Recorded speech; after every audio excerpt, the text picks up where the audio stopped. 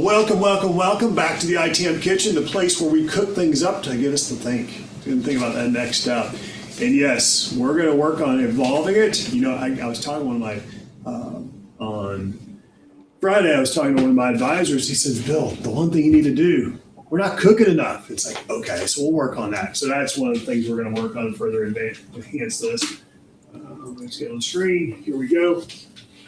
But I wanted to say welcome to ITAM Kitchen, the place literally we have lots of conversations. If you saw any of the write-ups just recently, this month is March Madness. So welcome to the March Madness. In the U.S., we say March Madness is really typically tied to basketball and how we're working through that. It's like, forget just that. It's madness everywhere. We're going to have madness, March Madness in ITAM and make this, have fun with it, figure out how we're going to diagnose it and go that next step.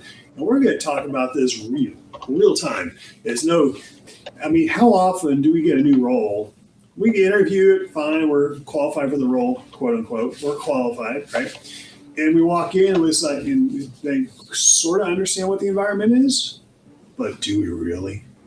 So before we dig on that, let's do a little bit of introductions. We'll dig right into it because we have a lot to cover and we have 3 days to do it, 1 hour piece, because we're going to do this on Monday, Wednesday, Friday, a little bit different format than what we've been doing for the last several weeks now.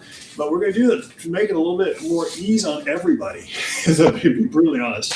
My name is Bill, Mr. Bill. I'm a recovering IT practitioner, hardware asset management, software asset management, configuration management. We'll say I grew up the school of hard knocks, is the best way to put it. And little did I know that putting asset tags on computers and diskettes and the 3x5s, 3.5 inch back, and I was literally going to Iowa State University. That would actually follow me for the rest of my career, my life, et cetera. It's the little things in life, right? And from that, being able to say, how do you move that forward? And that's like, wow, okay, this is fun. It's exciting. Yes, I geek out on this stuff, is the best way to put it. As do some of my colleagues here. Let them introduce themselves. Deanna, Rob, you guys kick it off. Introduce yourselves real quick. Hi, I'm Deanna Hennigar, and I started off as a corporate trainer, an institutional trainer, teaching IT. And from there, I moved into software asset management, service management, then into asset management. And I just really enjoy it. Been doing all these things for over 30 years. So up to you, Rob. Thanks so much. I'm Rob Collins. I'm an IT asset management practitioner for 30 plus years, going all the way back to my time in the United States Marines and through 24 years of state government and a few years of private consulting experience. And here to have the discussion and to push forward. Absolutely. And whether you're looking on LinkedIn or feel free to go YouTube. Sometimes you can't get LinkedIn within the environment, as crazy as it is. Go to your YouTube. Look on your phone as you go through. It's at ITAM Kitchen. You can see it right there on the screen. At ITAM Kitchen. That's we're streaming live there as well as on LinkedIn right now. We're trying to keep LinkedIn going the best we can. Well, there's been a lot of change in LinkedIn, so we're trying to keep them in the loop and keep you in the loop, since that's where a lot of connections are here for folks in the field. But at the same time, okay, we've got to go YouTube because it's just easier to work with. I don't know how else to say it and put it on that side. So let me change them up real quick, and we'll be doing something here. We're still working on the emphases. It's hard to believe how time flies. Okay, so I'll put that back there. There's all sorts of things happening here.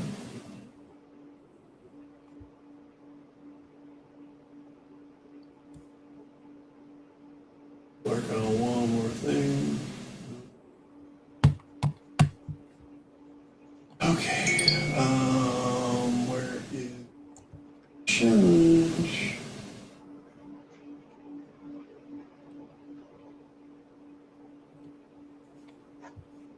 Okay. I love it when Microsoft's smarter than you are. It's all good. Oh, good. Why is that not right? Look here, I promise. I'm off screen for a second. I'm trying to fix something.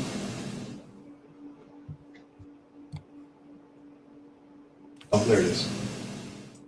Okay. It's always the challenge you see at the very bottom of the screen that gets to you every time. Yeah, absolutely. And if you have any questions, definitely put it in the chat. Absolutely. And put where you're coming in from. Absolutely. Because I say absolutely a lot because we're absolutely here to help commit and have fun with you. That's the whole idea. I know fun, ITAM, am I crazy? That's a whole different separate scenario, and there is qualifications on that. There's a straight jacket somewhere for me. I can count on it, right? But let's work through this. Because this is about scenario driven.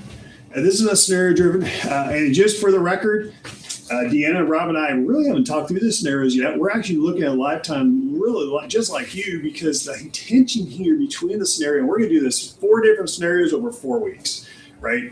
And the whole idea is we're hired for the rock job, right?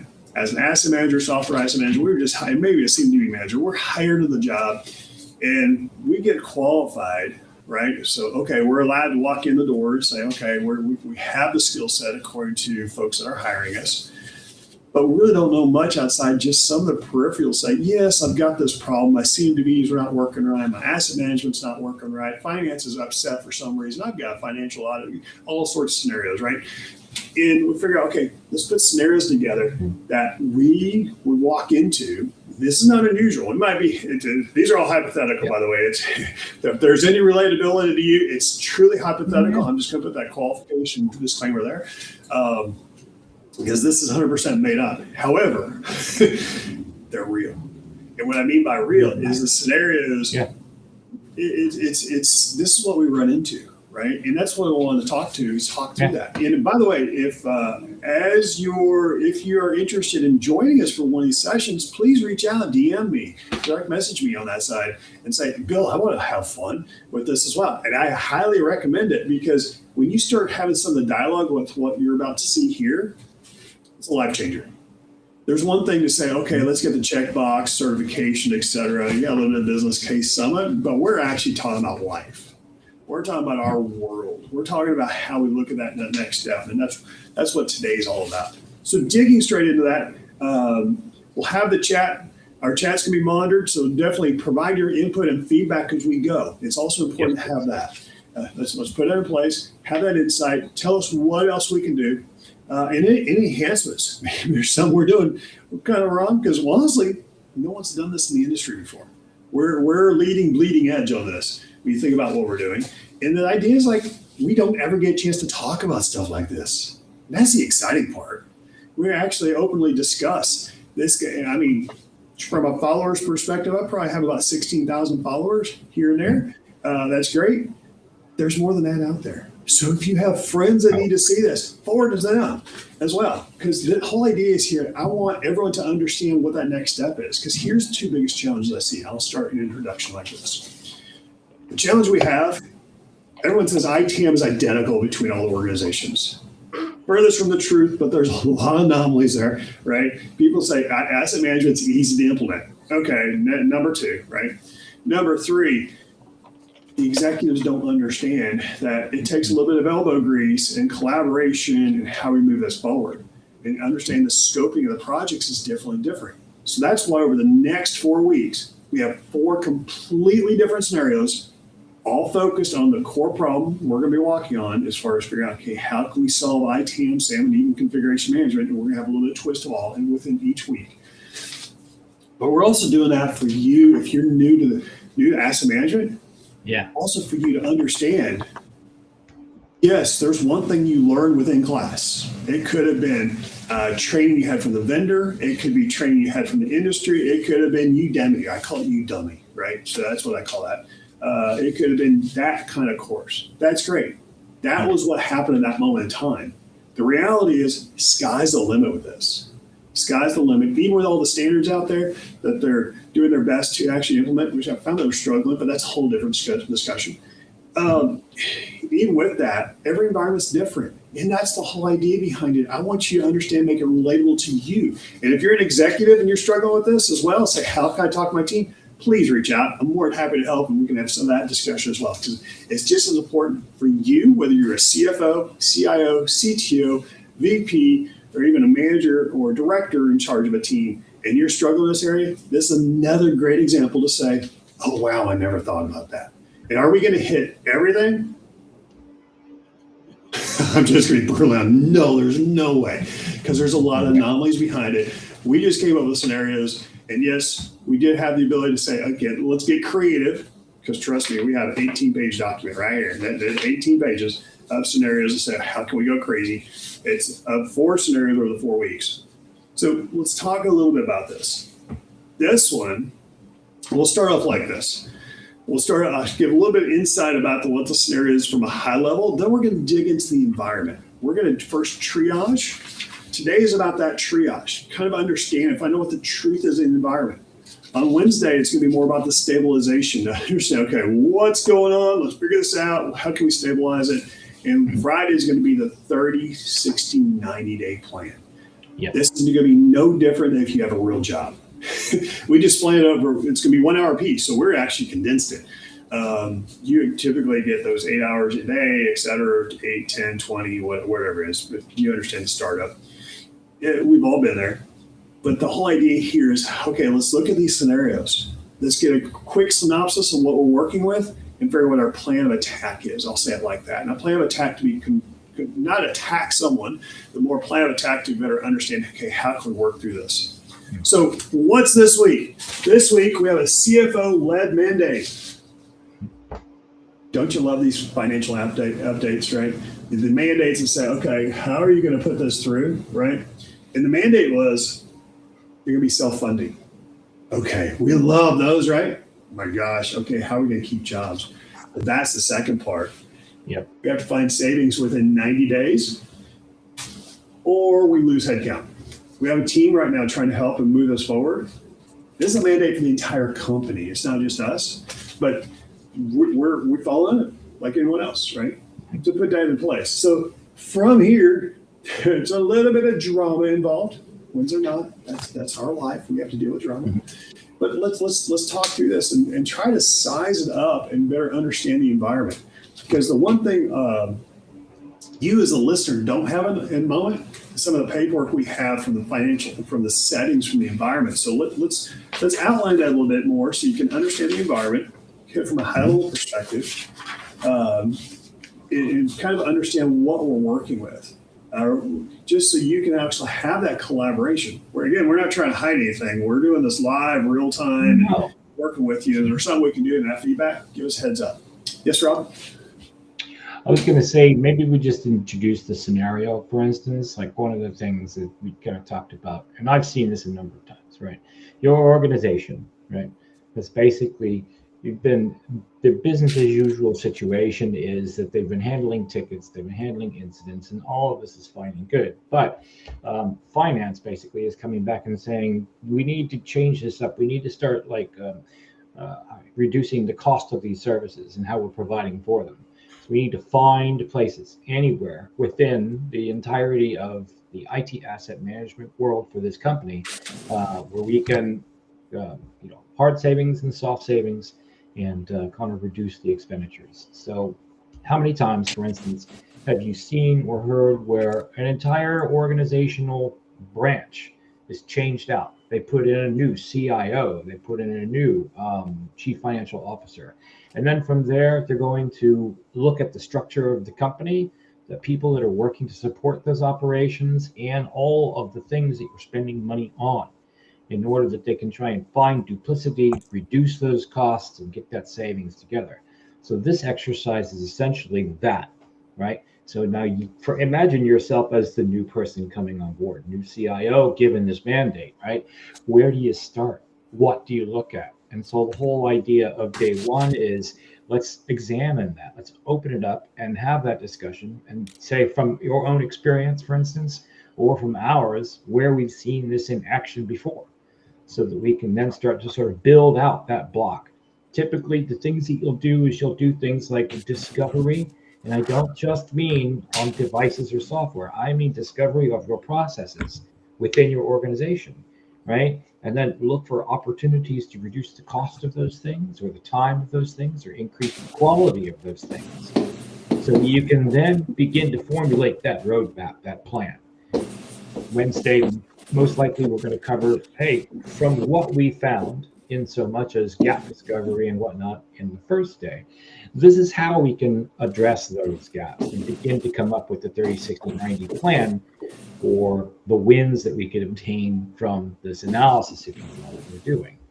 And so this is the introduction to the scenario. And my thinking is that many of you have faced this before. So by all means, as we move through this exercise, feel free to comment in the chat. We do like to catch that information, get those questions, and address those things. Yeah, did you have anything that you want to add to that?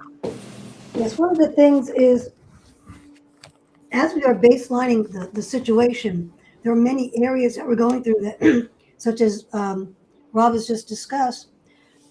But if we don't understand where the flow is going at, like we had said something about too many people using their, it's not a centralized purchasing system from our scenario right now. That's a Without it being a critical. centralized purchasing system, we don't have a total grip on what's going on. We have to find out what departments or areas are allowed to purchase without going through our catalog. And we've got to get those items on the catalog to begin with. Once we figure out what our catalog is, then we need to start figuring out what we actually own by going through all the individual records and bringing them into our tool so we can count. It seems that we may have a lot of federated or non-federated databases that don't communicate with each other or the tool.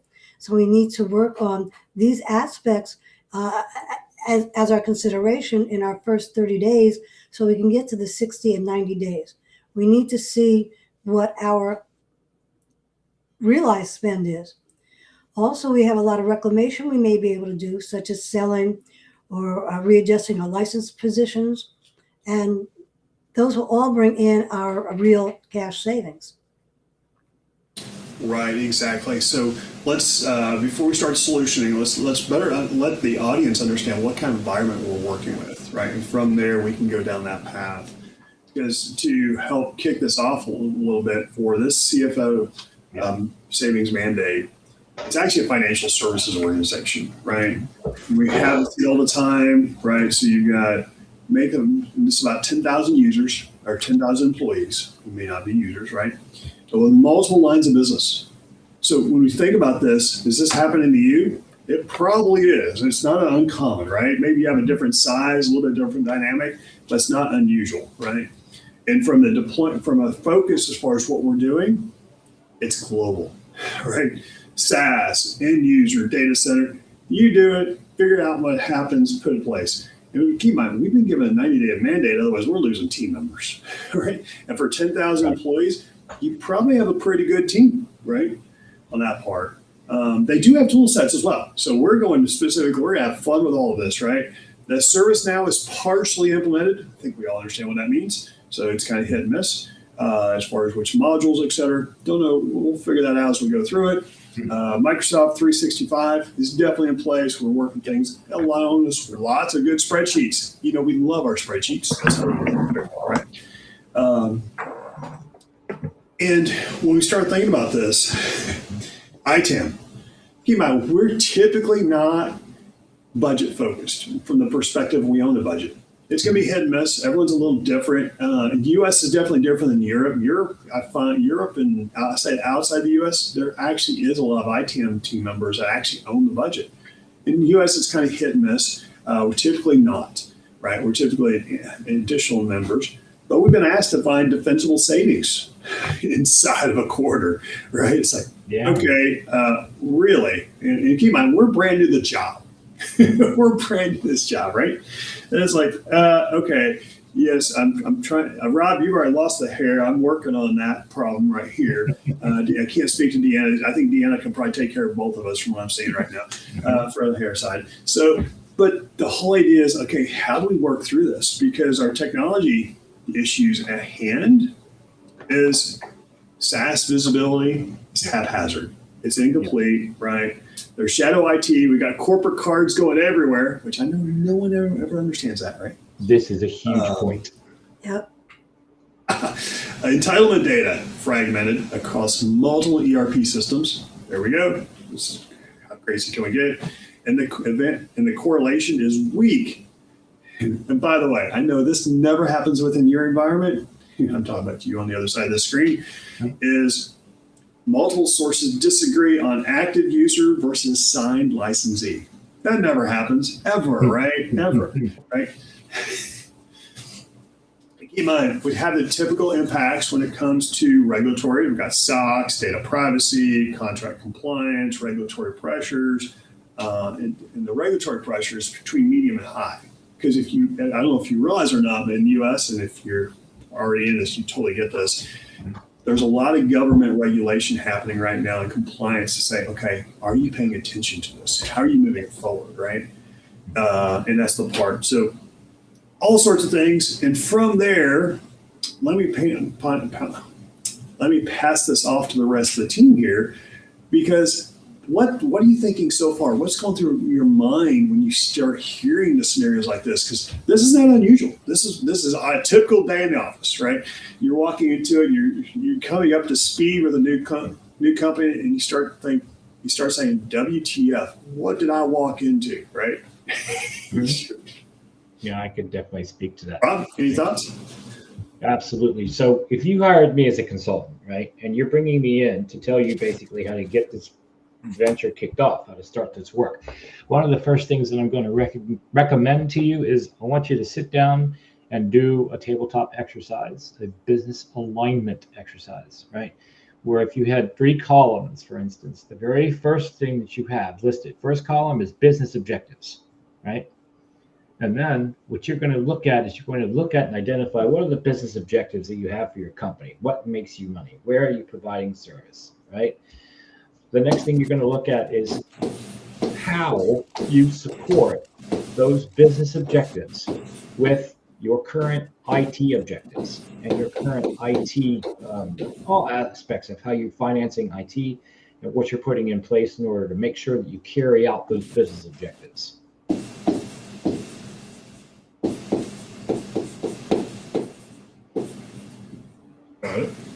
So it's pretty straightforward. It's just IT objectives, right? And then the third column over is where you're going to describe how your IT asset management program meets those IT objectives to fulfill those business objectives. It's 3 columns, and that's the exercise. And an exercise like this could take some time if it's very thorough and if it drives deep, because then you're going to start looking at, if I have to supply, let's say, 10,000 users in a company that does financial services. Most of those users within a business unit, for instance, have to do like call center operations, all right? So if you have 20 people doing call center operations, you're going to have a supervisor, you're going to have 20 positions that are on phones, able to communicate, and you're going to have computers that are going to have software applications that are going to support that business objective. At the end of it all, it costs you so much to do the call center, but then you're charging X amount of dollars in order to provide, those services. And that's where you begin. Not only do you do the alignment exercise, but you also start breaking that down into the financial aspects of those services. So it's a pretty simple thing, right? It's how it's laid out. That's how it starts. From here. So let me question to Rob. For me, this to your point, this is motherhood apple pie. Absolutely, right? So you do the basics, which is extremely important, right? Depending upon how detail focused we are as an individual, and I know I'm pretty detail focused, right? I can easily get stuck in analysis paralysis just right here. Yep. And I have to get a response done really quick to say, here's what that plan is. How do we pull it back versus getting stuck in the weeds? Does it make sense? Yeah, you keep a seasoned, you keep a seasoned like discussion facilitator in place, right? And that person might be a project manager for the sake of time and expediency, and in order to determine that what you're analyzing doesn't go too deep. So you have that. And you have to sort of set a threshold, an agreement on how deep or how far down into the process, right? You care to do the analysis. Now, certainly you can win a lot by going much deeper, but that's just going to cost you so much more time. Our time constraints are set 30, 60, 90. And so you're going to be looking for quick wins for your 30-day, and then extending beyond that. Sometimes quick wins could be up to 6 months. So 30, 60, 90 is for the purpose of this exercise is the restriction. Those are the boundaries. But based on the example that I just go ahead. So it's that, it's also the amount of people you're talking with. Yep. Stakeholders have to be identified. I mean, 10,000 employees, it can be quite large. So there could be a lot of overhead on that side, and you need to be selective with who you're working with, figure out who those key players are. Yeah. Also, right? And honestly, what I've learned, Dan, and maybe you have some thoughts on this too, is I learned by having a conversation, it actually opens up the avenue and insight to other individuals who are involved. Yeah. Right? It's kind of like that puzzle or map. Any other comments that come to mind on this one, Dina? Or Rob's taking on this? The other area I would go into is, even though we're doing the quick wins, we also need to see what their top 5 or 10 pain points are. Yep. Good point. Because pain points are a little harder to resolve than the quick wins. Yes, they are.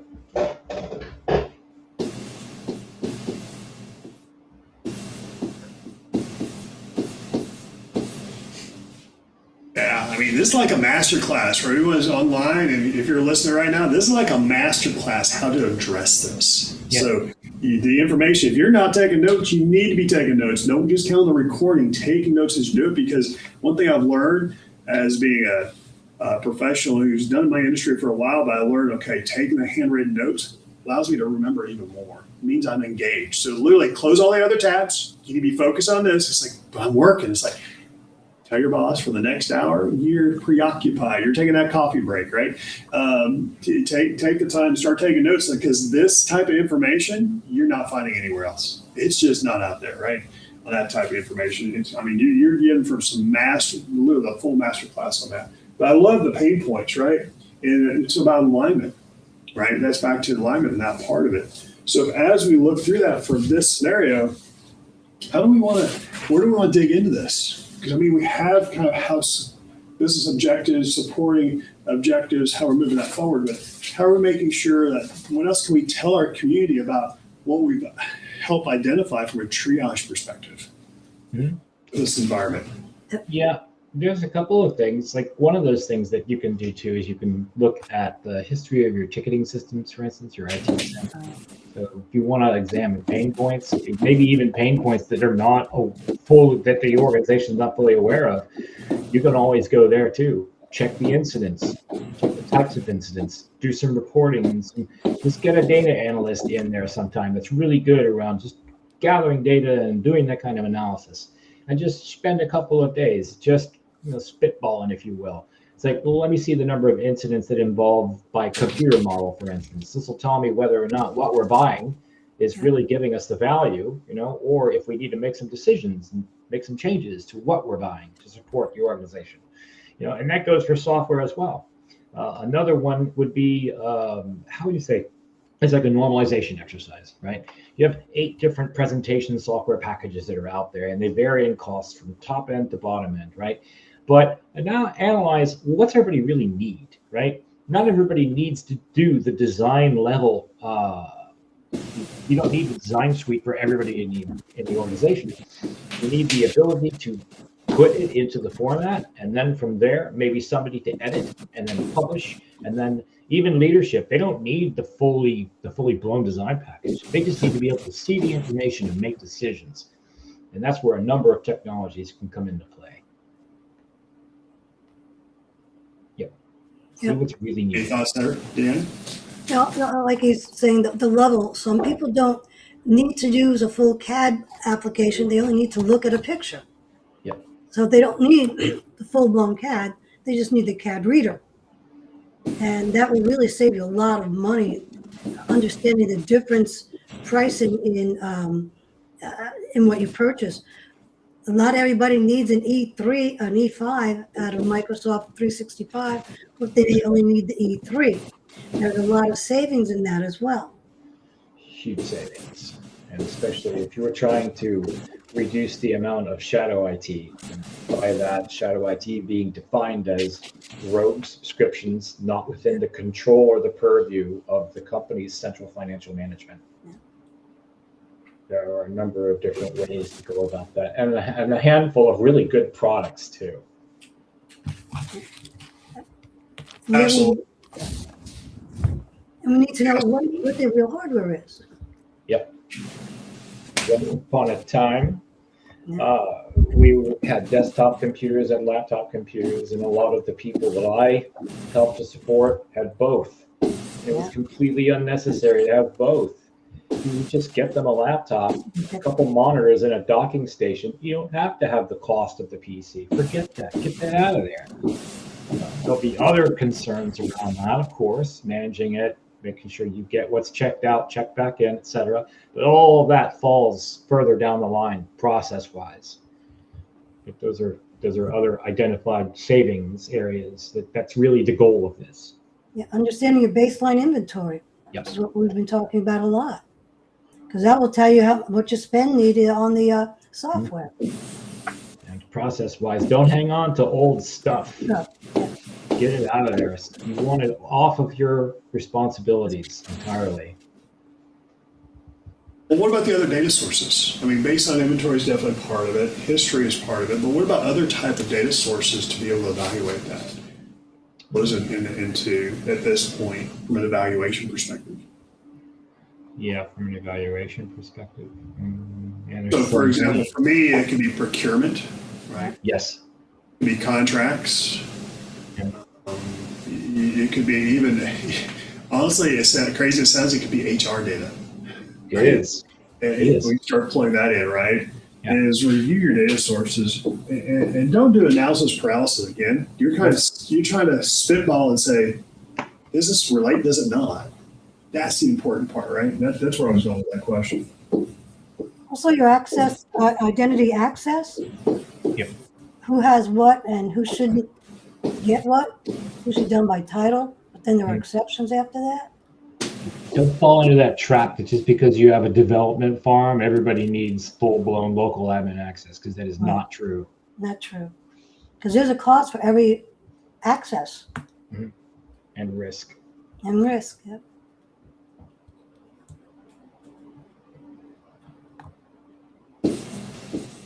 But you're very much right and on point about looking at those other sources.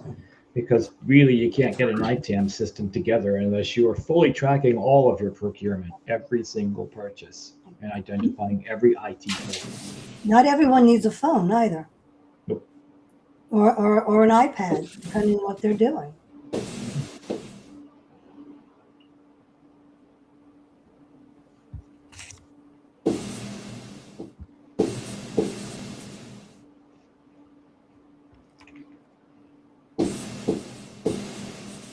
Keep in mind, the purpose of today's exercise is to identify all the things that we want to investigate in order to determine the savings. Wednesdays, when we'll go through this list and say, okay, so how do we do this? And how do we do this? And how do we do this? This is just 3 days. Yeah, one thing I added here, so from SaaS, doesn't mean we're going to exclude the SaaS software or SaaS type of device as well, SaaS environments, right? Yeah. You have whether to it's the platform, whether it's software, we're not trying to exclude that whatsoever. We're just so used to saying hardware and software, sometimes we forget about the virtual environments. Well, SaaS is software, so it does count. You know, it's like talking about cloud. What's cloud? Cloud it's a replacement for a hardware device. That's what it is. So these things they already fall into the scope. It's just that the methods of procurement and the management are a little bit different than traditional stuff. Absolutely. But the only reason I bring that up is because right now there's that little, I'll call it the word battle between the FinOps and asset management and software asset management. It's like there shouldn't be a battle. It's about complementary side, right? So if people start getting territorial in this, they shouldn't be, right? So you're just curious for that forward. Again, I'm just calling it out because I've seen it, right, on that side, and being able to work through that's very important. But also make sure you're able to speak that language if you're going down this path. That's also very critical. Because if you can't, your credibility very quickly going down this path. And feel free to take this notes, word for word, right? Mm-hmm. If you're unable to talk to these and talk to them fluently, right, you're going to quickly lose credibility in that role. And I say that being respectful of you, whoever you are on the other side, because if you're seasoned brand new into it and you get into this type of role, great, congratulations, you got hired. Now you need to deliver, right? Not saying you can't research it, et cetera, But this is where you're talking about 90 years of experience plus right here on the screen that this is not scripted. This is real, right? So I'm also prompting you to say, realize that for this type of information, this is where, and this is why I say this is where a lot of executives get frustrated with folks that say they know ITAM.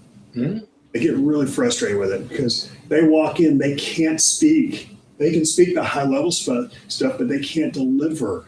And it's like, why did I even bother hiring you? Why am I even bothering with ITAM? I want to go outsource this. Again, I'm just being real, right? And going real here live, because that is the reality. Is executives are getting frustrated because folks are going through the education. They don't know how to do this because the experience isn't there. You know, if you don't have the experience, I totally get it. And you're just not there yet. But be honest is my point, right? Be honest with what you can and can't do and understand that out of the gate. Because if you're in over your head saying, okay, I didn't realize I was walking into, be honest, that's the best credibility you can get when you run in that scenario. Could you put another point down there in that stack? Let's put 2 points in there, and that is address FinOps and address SaaS. And the reason why I say that is because there's ways to do that we'll discuss on Wednesday. Yeah, perfect. And one of the other things I also want to add into there is know your stock levels, because if you don't have a handle on any of these other areas, you don't know what's just sitting on the shelf, and you may be buying more. Inventory and the 3 points. Inventory, yes. Yeah, the 4 C's, as it were.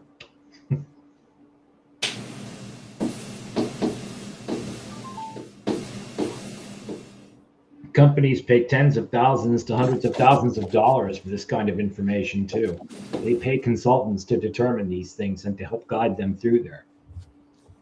So imagine what. And as you can see, within a very short period of time, we filled the board. Yeah, that's what I want to understand. This is how quickly it can morph.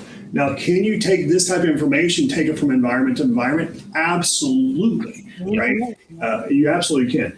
But keep in mind, this is the easy part. This is the easy part. Yeah, exactly.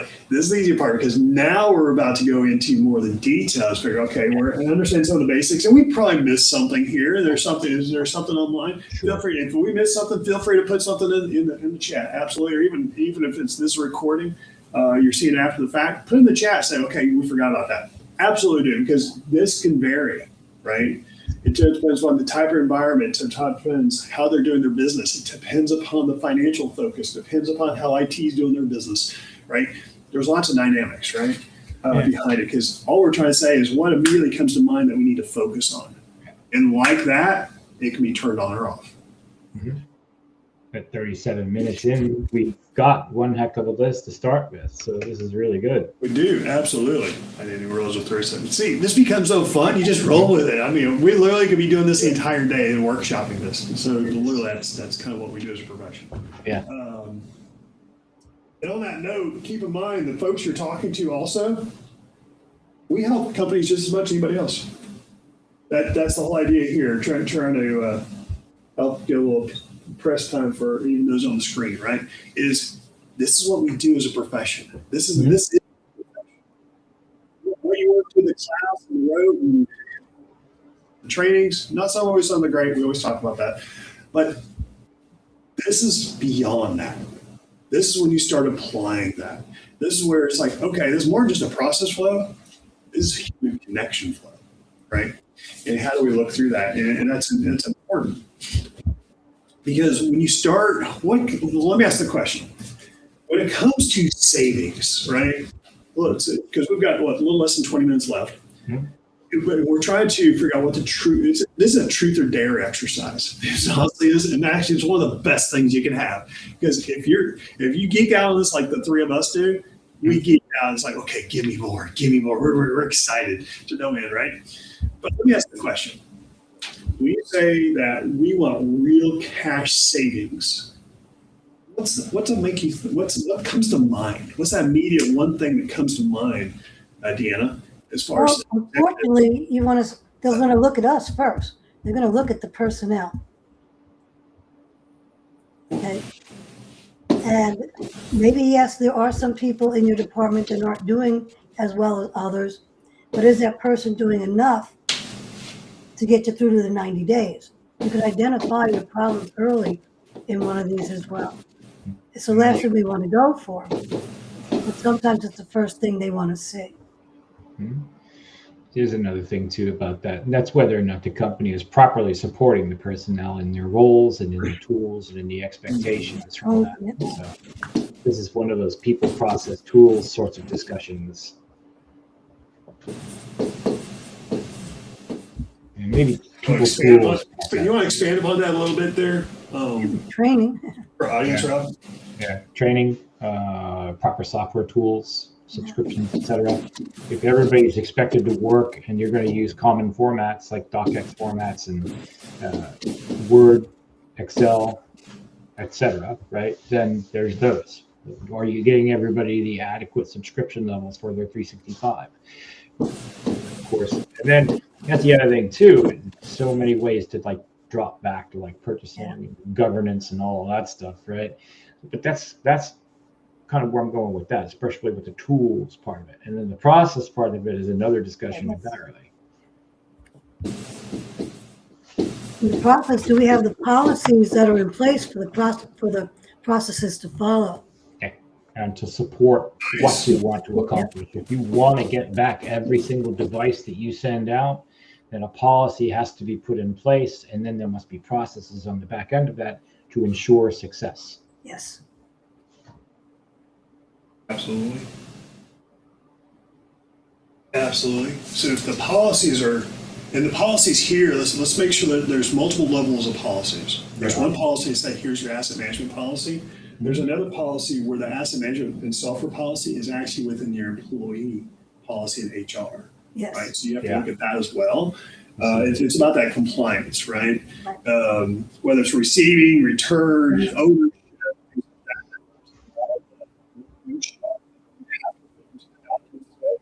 Okay. Still your audio kind of. Yeah, the audio is choppy. Cool. I went choppy. I love it. That's clear. Okay. Okay, cool. I got my attention. There we go. So the policies hit multiple different levels here. Yep. Just need to project more.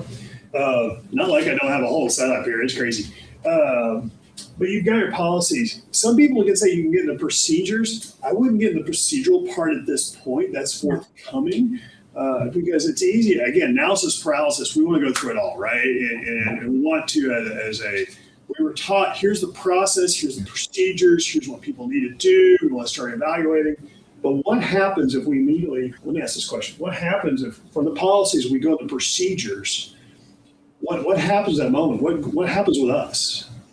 We're trying to triage. What happens at that point? Deanna? Well, with them, we have to then see if the processes aren't done right and we don't have the policy to back it up, their procedures aren't any good. So that's why we want to concentrate on the higher level, because I like to go in, evaluate the policies, help them with their set up the processes, but then let the department themselves work out their procedures against our processes. Because we don't need to be that far into the woods, but then we find out if their procedures aren't working right, then we have to show them the process again. Because the process says, take this widget and put it here. The process on how to get the widget from one place to the other, we're not involved with that yet. But we need to make sure that the process on that it needs to be done. And like the policy is a higher level of things you shouldn't do, or where your restrictions are. And that's where I don't want that policy. It's going to restrict my people. That's why you want the policy. Or you modify You're it. not supposed to touch that, apple off that tree, okay? Or you modify it based on the discussion that you have with the person that's issuing that concern, because there are ways to mitigate that. Exactly. It's also what happens, at least for me, if I start going into procedural level after policies, we have the policies, the process, the procedures, right? You get down, you're in the weeds. You're totally in the weeds at that point. You're not that far. Again, we just got in the job. We've been told to make changes, right? We have to stay at the 30,000 foot level, maybe 15,000 foot, as far as we're having a discussion. Because if we're down in that 5,000 foot level in the weeds and in the trenches, we're not able to do the rest of this. Yeah, I'm just trying to coach you on that, right? We have to have a separate resource too. If you're going to drill down that low, there has to be technical people involved in that. Sysadmins and those kinds of folks that understand how the systems work. Again, going back to that alignment exercise so that they can support the previous layers, if you will, in that. Yep. And if you gain this role, it's a higher level role, a first role you walked into, and you were in that doing that, I'll say administrative type activities before. Welcome, you advanced. That's awesome. Mm-hmm. But it's easy for you to go back and get caught in the weeds too early, right? And you have to figure out, okay, if you're going to advance, how you look at it, how are you going to keep yourself at that higher level? That's where some additional coaching will help you, even if it's outside the organization, some peer coaching. So it's like, you're doing great. However, why are you doing it? Everybody needs that. I need that, right? That's my saying, but we all do. The other part I want to put in here is understand the history of the program. Understand why or how they ended up coming in this. If they're having this many struggles, and there's struggles, what's the history? Maybe in the last 5 years, they've tried to attempt this multiple times and that failed. It could have been because of management, it could have been leadership, could have been support, could have been the person in charge of the program, right? Understand a little bit of history, because as much as you don't want to repeat the past, if you don't understand what happened in the past, you don't know what you're trying to avoid repeating. Yeah. Right.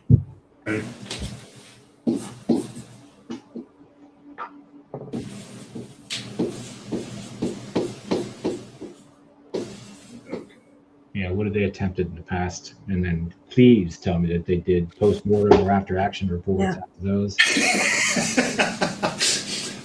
We'll say there's a 95% chance they didn't, but yes. Yeah, I know. Oh, we think is that high? But I love it because when we're first looking at this, when we're talking about some of our, in the CFO-led mandate, right? We got an enterprise service organization, large organization, try to put there. They have risk galore. You already know by default, whether it's software, you're talking about licenses, you're talking about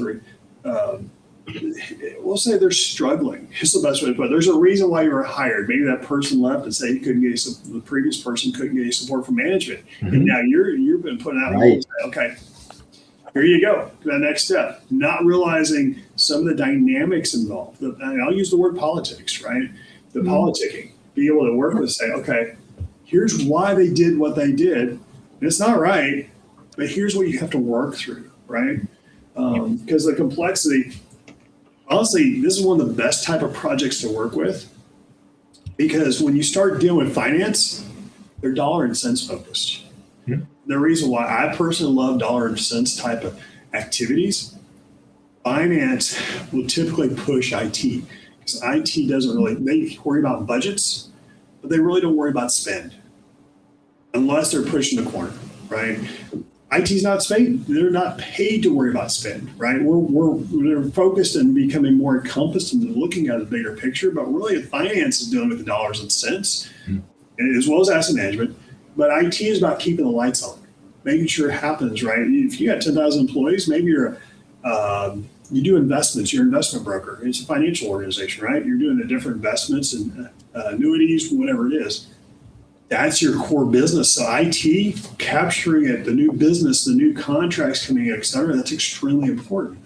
And maybe it's a stockbroker. Maybe I'll have this whole entire stockbroker section, an entirely different avenue, right? I'm just using an example. Yes, Deanna, I'm not trying to cut you off. One other thing, patch management. If you're not putting your patches and you're leaving yourself open for a great risk, so you have to make sure that your OS packages and your server packages are also being protected.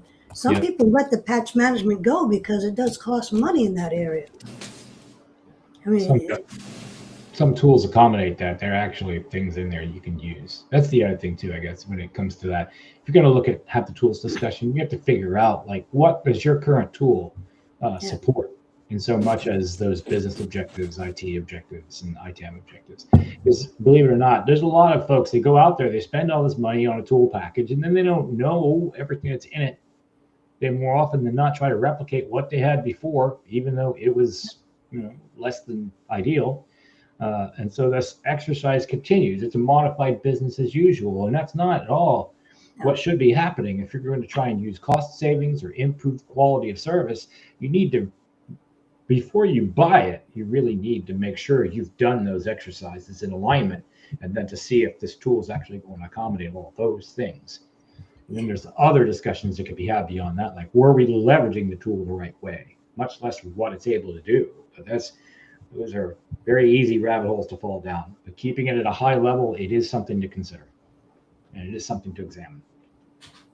Yeah, did you want to add more on the tool side? I know I want to add a little bit. Yeah. The other thing is, don't let your expert walk out the door, because you're going, just because I can find someone who can do the job at $25 an hour, and you let your other guy who knew everything what he was doing is getting paid more, but there was a reason for it. And then turn around and hire the person you let go or that left. Yeah, well, that left. Yeah. Hire for Turnover. We'll go. Yeah, absolutely. I want to go back to the tool comment where you were talking about there, Rob. The other thing with the tool, you're going to have vendors make a lot of promises about tools and functionality. Everyone. All day long. Oh, you don't need resources because we can do it. AI can help with it. And now it's the whole AI. Before it was automation, now it's AI. That's the current fad topic out there, right? Everybody hears it's an industry. It's scaring everybody. I get it, right? I'm not trying to say it's not important. Things aren't changing.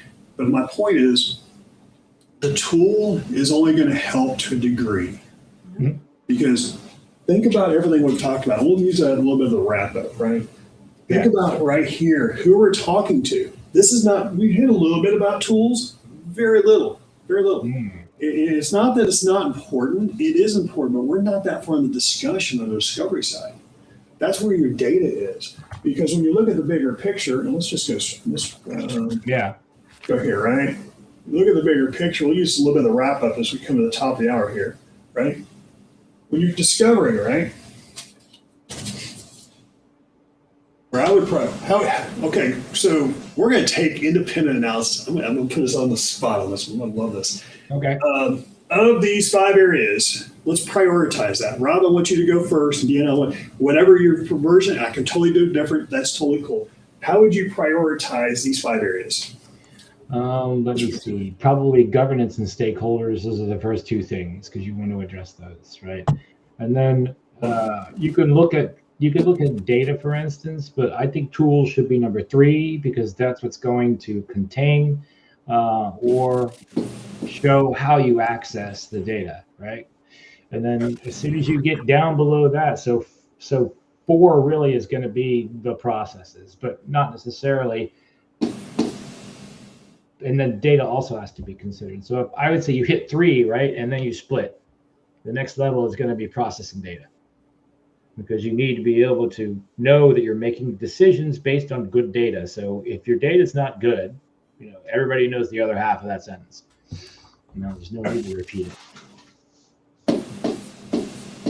Yeah. I do agree with Rob.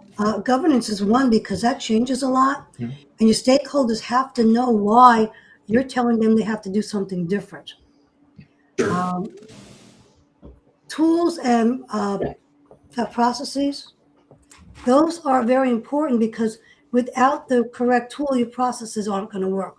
So I would probably go 3 and 4. I would switch 3 and 4, and then still stay down at data. Yeah, that's and 4. Yeah. And then 5 is data, because we can't get the data if the other ones aren't working correctly. Interesting. I'm loving this, by the way. This is good. This is good. So I'm going to throw myself into this part as well, right? For me, when I look at this, governance is number 1.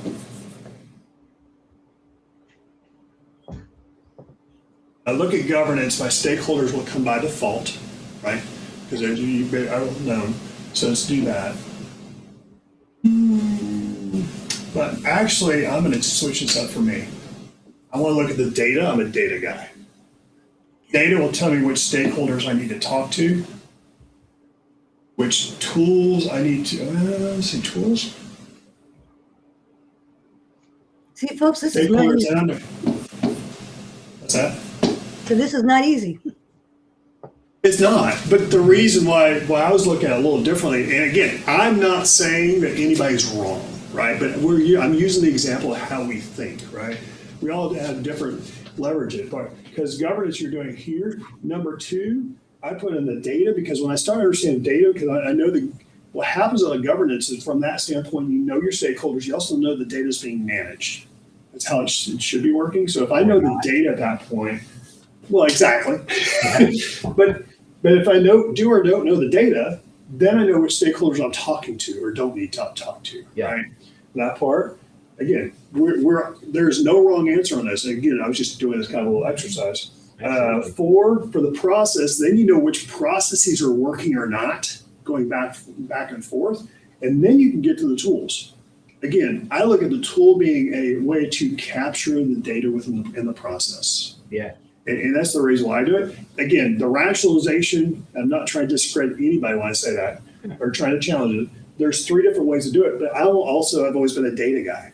Yeah. So from the data, I let the data tell the truth, right? I've always been the database guy. So that's how I look at it as well as integration. Nothing wrong. Again, all 3 are proper and correct.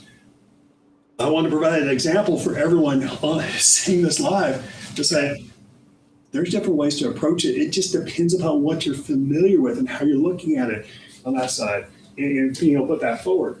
But again, it talks about being with the different stakeholders, the people, the business objectives, understand those pain points as we wrap up here, right? How's it supported? I love this chart. That's great, right?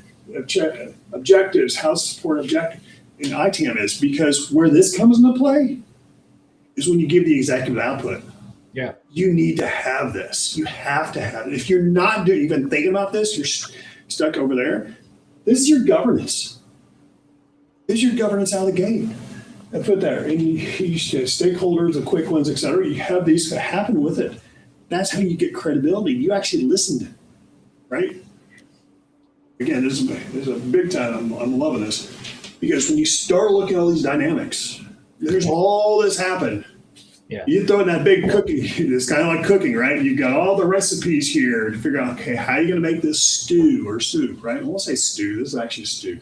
Stew's a little bit more muddier than a soup, right? How are we going to blend it together? How do we make sure we have the right taste and the spices that go with it, right? And that's extremely important. So again, we kind of gave that high level outline. We do it a little bit more detailed into, okay, what you need to look at from a kickoff perspective as you're doing insight to say, okay, well, the triage, here's the areas you need to look at, right? And what we'll do on Wednesday, and we'll be back on Wednesday, 10 a.m. Eastern, is we're going to say, okay, let's dig in and talk about this a little bit more. How are we going to stabilize and have these conversations with some of the people we're talking about to actually help us with the 30, 60, 90-day plan that we're going to talk about on Friday. Right. So still more to come. It's going to be a blast. I look forward to seeing everybody there. Please comment down below because you want to see stuff in this that's uncharted within this whole industry. This is it. And we're hitting them from multiple different angles, and you're having multiple experiences. And and as you just saw, even from how we approach it, it's a little bit different depending upon the individual. That's what makes this fun. Nobody's wrong. Are we able to figure out how to put that forward and be methodical about it? It depends upon how we were brought into the business. You've been hearing that for weeks from us. We have 3 different approaches. Nothing's wrong. We just have different ways that we're brought into it. So thank you, Deanna. Thank you, Rob. As we put this, let's make it happen even more on Wednesday because this is about to be a lot more fun, even more on top of what we're doing. And on Wednesday, we'll have a few other challenges, but we'll figure that out. We're going to have this discussion because this is about you learning and growing and thriving. That's what the ITAM Kitchen is about. How can you be more successful once you are and go that next step? So with that, I will see everyone on Wednesday and look forward to seeing you then. Thanks, guys. Thanks so much. Okay, let's put that up there. One more button. We didn't get